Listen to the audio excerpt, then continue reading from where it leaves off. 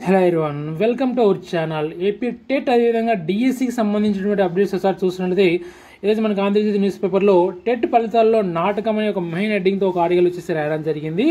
TET ఫలితాలలో నాటకం schedule ప్రకారమే 14నే విడుదల చేయాలి, కోడ్ వచ్చే వరకు పాఠశాల విద్యాశాఖ మౌనం, ఇప్పుడు ఈసీ అనుమతికి పంపామని సాకు, డిఎస్సి పరీక్షల నిర్వహణ కూడా కష్టమే, టెట్కి సంబంధించినటువంటి ఫీజులు వెనక్కి ఇవ్వకుండా తాస్కారమని ఈ విధంగా మనకు మెయిన్ పాయింట్స్గా రాయడం జరిగింది. సార్ మనం పూర్తి వివరాలు చూసినట్లయితే ఎన్నికలకు ముందు సాధ్యం కాదని తెలిసిన నిరుద్యోగులను మోసం చేసేలా డిఎస్సి నోటీసులను విడుదల చేసిన జగన్ సర్కారు అసలు ఉద్దేశం బయటపడుతుంది. డిఎస్సికి ముందు నిర్వహించినటువంటి ఉపాధ్యాయ అర్హత పరీక్ష అటువంటి టెట్ ఫలితాలు విడుదల చేయడంలో ప్రభుత్వం ఘోరంగా విఫలమైంది. ఎలాగోలా టెట్ పూర్తి చేసిన విద్యాశాఖ పాఠశాల విద్యాశాఖ ఇంతవరకు ఫలితాలు విడుదల ఊసెత్తడం లేదు. ప్రకటించిన షెడ్యూల్ కంటే ముందుగానే పరీక్షలు ముగిసిన షెడ్యూల్ ప్రకారం ఈ నెల 14న టెట్ ఫలితాలు విడుదల చేయాల్సి ఉన్న మౌనం దాల్చింది. తీరా 16న ఎన్నికల షెడ్యూల్ విడుదల చేసిన అనంతరం ఫలితాల విడుదల అంశంపై ఈసీని స్పష్టత కోరామని ఇక్కడ ప్రకటించింది. వాస్తవానికి ఎన్నికల కోడ్ ముందే ఫలితాలు ఇస్తామని ప్రకటించిన పాఠశాల విద్యాశాఖ దాన్ని ఎందుకు అనుసరించలేదని మాత్రం చెప్పడం లేదు. ఫిబ్రవరిలో డిఎస్సి నోటిఫికేషన్ విడుదల చేసిన ప్రభుత్వం కొత్తగా బీఈడి చదివిన వారి కోసం టెట్ నోటిఫికేషన్ కూడా ఇచ్చింది. టెట్ పూర్తయిన వెంటనే డిఎస్సి పరీక్షల మొదలయ్యేలా షెడ్యూల్ రూపొందించింది. దాని ప్రకారం ఫిబ్రవరి 27 నుంచి మార్చి 8 వరకు టెట్ నిర్వహించాలి. కానీ ఎస్జిటి పోస్టులకు అర్హతపై స్పష్టించిన గందరగోళం కారణంగా మధ్యలో అర్హతలు మార్చాల్సి వచ్చింది. 51,000 మంది దరఖాస్తు చేసుకున్న తర్వాత టెట్లో కొన్ని పరీక్షలకు అనర్హులుగా మారారు. దాంతో మార్చి 9 వరకు జరగాల్సినటువంటి టెట్ పరీక్షలు మార్చి 6తో ముగిశాయి.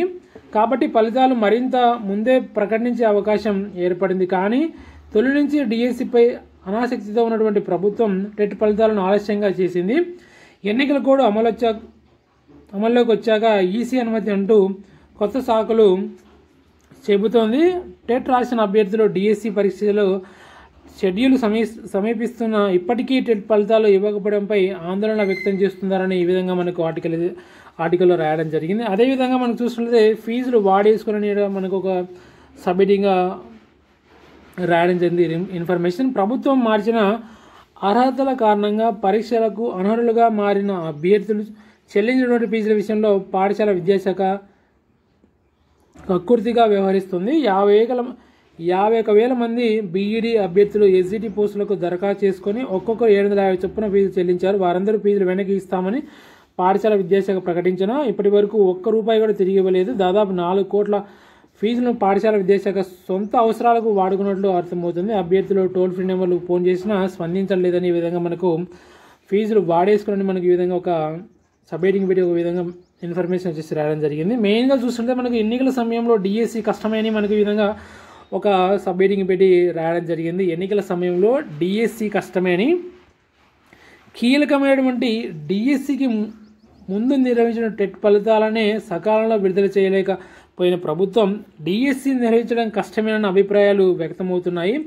టెట్ ఫలితాలకే ఈసీ అనుమతి కోరిన ప్రభుత్వం ఇక డిఎస్సి ఎలా నిర్వహించగలదన్న సందేహాలు వ్యక్తమవుతున్నాయి. ఎందుకంటే ఎన్నికల ముందు నోటిఫికేషన్లు ఇవ్వడమే కాకుండా అందులో న్యాయ వివాదాలు ఏర్పడే నిర్ణయాలు ప్రభుత్వం తీసుకుంది. ఎస్జిటి పోస్టులకు అర్హత టెట్ డిఎస్సికి మధ్య విరామం లేకుండా షెడ్యూల్ లాంటి నిర్ణయాలను న్యాయస్థానం తప్పుపట్టింది. పాఠశాల విద్యాశాఖ కావాలని ఇలాంటి నిర్ణయాలు తీసుకుందని అభ్యర్థులు అంటున్నారు. ప్రభుత్వానికి చిత్తశుద్ధి ఉంటే అర్హతల విషయంలో అన్నిసార్లు మార్పులు చేసి ఆ వ్యవహారం కోర్టుకు వెళ్ళేలా చేయదని అభ్యర్థుల వాదన. ఎన్నికల సమయంలో ఏవైనా పోటీ పరీక్షలు ఉంటే ఇతర బోర్డులు వాటిని వాయిదా వేస్తున్నాయి. కానీ ఎన్నికల కోడ్ ఉన్నప్పుడే ఏకంగా నెల రోజుల పాటు డిఎస్సి పరీక్ష నిర్వహిస్తామని ప్రభుత్వం ప్రకటించడంపై అనుమానాలు తలెత్తుతున్నాయని ఈ విధంగా మనకు ఎన్నికల వేళ సమయంలో డిఎస్సి పరీక్షలు కష్టమని మనకి ఈ విధంగా ఒక సబ్మిటింగ్గా రాశారు. ఫీజులు వాడేసుకొని సంబంధించి దానికి సంబంధించిన ఇన్ఫర్మేషన్ కూడా ఇక్కడ క్లియర్గా రాయడం జరిగింది. బట్ ఈ యొక్క ఎన్నికల సమయంలో ఇక డిఎస్సి పరీక్షలు నిర్వహిస్తారో లేదని మనకు ఇంకా మరికొన్ని రోజుల్లో తెలుస్తుంది ఫ్రెండ్స్. ఇదనమాట డిఎస్సికి సంబంధించిన మనకు ఆంధ్రజ్యోతి న్యూస్ పేపర్ రాసినటువంటి ఒక ఆర్టికల్ వచ్చేసి టెట్ ఫలితాలలో నాటకం అనే విధంగా మనకు ఒక మెయిన్ ఎడిటింగ్తో పెట్టి ఈ విధంగా మనకి ఇన్ఫర్మేషన్ వచ్చేసి రాయడం జరిగింది.